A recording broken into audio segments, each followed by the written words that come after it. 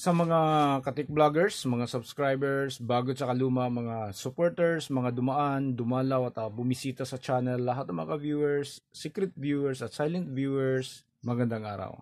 So meron naman tayong bagong isi-share sa mga baguhan, isang bagong kaalaman na naman kung paano ba magagamit natin yung mga board ng ating mga luma o mga sirang tinatawag na power bank. So ito talagang sira na hindi yung iba kasi battery lang yung sira tapos yung board yung buo. So dito sa ito natin pinapakita natin, buo yung battery, sira yung charging board niya. Okay? So sira. So paano ba sira? So lagyan natin ng power. Okay? Nakikita nyo umiilaw siya, no? So parang meron siyang nakakonektang battery na malapit na mag full charge kasi nakadirekta nang nagbi-blink yung yung pang-apat na dapat sana hindi. So kung lobat yung battery mo, so mag-uumpisa dito yan, ito yung mag-unang iilaw. So yan 0 pa. Pero dito sa kaso na to, ayan walang nakatap pero halos naka-indicate ng full charge. So susukatin natin siya dito. Tingnan niyo yung multimeter natin. Ayan walang supply na lumalabas sa output. So, ito yung positive, ito yung negative. Okay? Walang lumalabas out. So paano natin magagamit to? So magagamit natin to as tanggalin muna natin to. As a battery charger. Pero hindi tayo dadaan dito.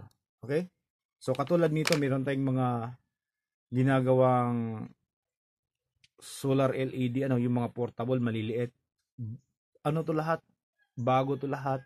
Binili, tapos hindi naman ginamit. Ayan. Na-drain lahat ng battery sa loob. Yung kanyang rechargeable battery. Katulad na lang nito. Ayan na talagang kahit na ibilad mo pa siya sa araw, hindi na siya magkakarga. Kasi naka-deep drain yung kanyang battery.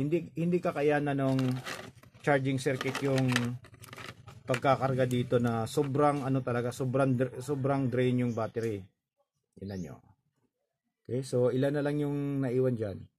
Ayan, so instead na 3.7 volts siya, ito point something na lang siya. Tingnan natin ng maigi. Ayan So 0.6 na lang. So hindi nakakayanin ito.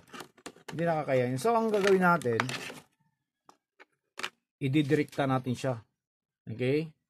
Kakargahan natin siya ng medyo mataas-taas konti na voltahe, pero hindi naman talaga kataasan kasi yung mga ganito, ang out kasi nito na magkakarga doon sa ganito ay nasa mga 4 volts lang yata. Kung magpa 5 volts man, mababang amperahe lang. So ang gagawin natin dito para ma-shocking battery natin, okay? Para magkakakarga siya, idirekta natin siya dito. So ito yung gagamitin natin. So saan natin ito itatap? Kasi nga wala namang output dito, 'di ba? Walang output. So ang maganda pa dito, kahit hindi na siya magkakarga dito sa kanyang original na terminal, kahit na dito natin siya itap. Dito nakarekta siya dito. Okay? Nakarekta siya dito. Dito lang natin ilalagay kasi masyado masikip dito. Tapos yung ground niya dito lang din tayo kukuha. Diyan. Ang maganda dito, itong ilaw na to magiging indicator pa rin natin. Malalaman natin kung magkakarga yung battery o hindi. At kung mag-full charge na siya o hindi. So gagana pa rin to. Subukan natin. So nakita nyo naman naka-deep naka-deep drain. So yung negative dito lang natin siya ilagay. Ayan. Okay? Negative, tapos yung positive. Ayan. So yung itong positive na to, nakakonekta yan dito. So dinirekta lang to, ginamit lang natin yung kanyang terminal. Okay? So nandiyan na. Ngayon isasaksak natin. Tingnan nyo ng maigi. Saksak natin ha. Dahil naka-deep drain siya, walang iilaw dyan. Kasi yung kuryente nito, pupunta lahat dito sa battery. Yung 5 volts na ilalabas ng ano natin, ng supply natin, babagsak yan, babagsak. At saka majority ng supply na yon papunta dito. Kaya hindi iilaw to. Saka pa iilaw to, kaya kapag medyo nagkakarga na to. Tingnan nyo ng maigi. Okay? So tingnan lang natin. Tingnan lang natin. Hintayin lang natin. Okay? So wala talaga ano. Ayan o. Hindi siya umiilaw. Tingnan natin konti. Unti-unti iilaw yan hanggang sa tatawid dito. Tatawid dito. Kapag malapit na siya mag full charge, saka pa ilaw yung pang-apat. At kapag na full charge na siya, hihinto yung ano dito, hihinto yung pagbiblink, magiging magi-steady yung ilaw dito, yung kulay blue. Okay? Yeah, so tingnan lang natin, hintayin lang natin konti. Hanggang sa mag-ano siya. Okay? So walang ano to, hindi tayo nag-i-edit para talaga makita nyo.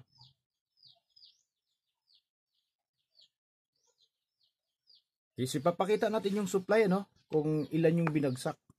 So dapat yung lalabas dito ay 5 volts. Pero kung titingnan natin dito, tingnan nyo sa multimeter. Ayan o.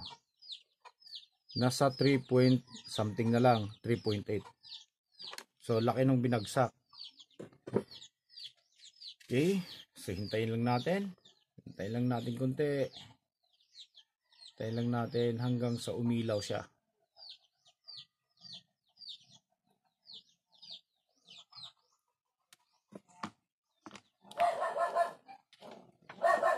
So pasensya na kayo sa ano natin. Pasensya na kayo sa background natin. Ito kasi may mga aso kami dito, kaya kapag may dumaan na aso din, ayun.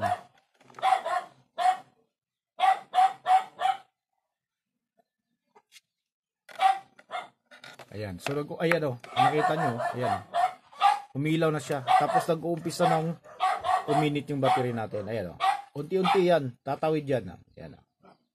Kasi parang naka-ano tayo. Bakit ang bilis tumawid yan? Kasi para tayo nagfa-fast charging. Ayan. Hanggang tatakbo yan dito. Tingnan nyo. Ayan, paunti-unti. Yun yung sinasabi natin. Na magagamit mo to as battery tester. Tapos, ano pa, battery charger na mayroong siyang indicator. Full charge indicator. Ayan o. Tumatakbo na siya. Okay. Mabilis na mabilis siya dahil nakadirekta tayo. Tapos 5 volts talaga yung pumapasok na battery doon. Kaya kita nyo, bumagsak yung ano natin. Laki ng binagsak. So yung iba nga dyan, kapag 0 talaga, kapag meron pang 0.6 dito eh. Minsan kapag wala ka na talagang masuka, talagang 2 volts na lang yung maiiwan dito. Babagsak yung 3 volts. Ayan siya. Oh. Okay, so wag nyo lang pansinin yung mga ganyan kasi mga sira na nga yan eh. Pero ang importante dyan, kung tumatakbo ba yung ano natin, yung ilaw natin. Mula 1, papuntang 2, papuntang 3, tsaka papuntang 4. Ayan. So, unti-unti na yan. So, nag-iinit na yung ano natin, battery natin. Tapos, titingnan natin maya-maya, no? So, wag na natin sigurong paabutin sa ano. Wag na natin paabutin yan. Naging 4 na, no? So, tanggalin na natin yan. Tapos, susukatin natin kung nagkakarga ba yung ano natin. Okay, tanggalin natin ito. Ayan.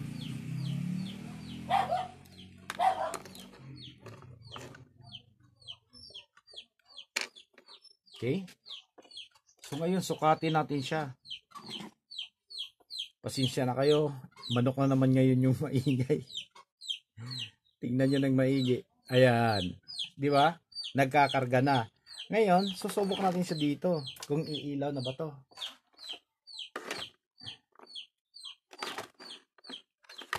Try natin dito.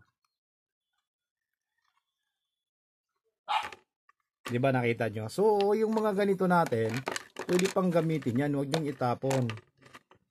So, bago kayo magtapon ng mga, lalo na mga yung medyo mabuting-ting na mayroong alam konti. So, check nyo muna kung yung circuit ba talaga hindi na pwedeng pakinabangan. Subukan natin kung hindi din sira to. Ayan o. Yan. Diba? umila na. So, ibig sabihin, yung battery natin nagkakarga na. Ayan. So, sana'y makatulong to, lalo na sa mga bago pa lang. At hanggang dito na lang siguro tayo. So, maraming salamat. God bless at bye-bye.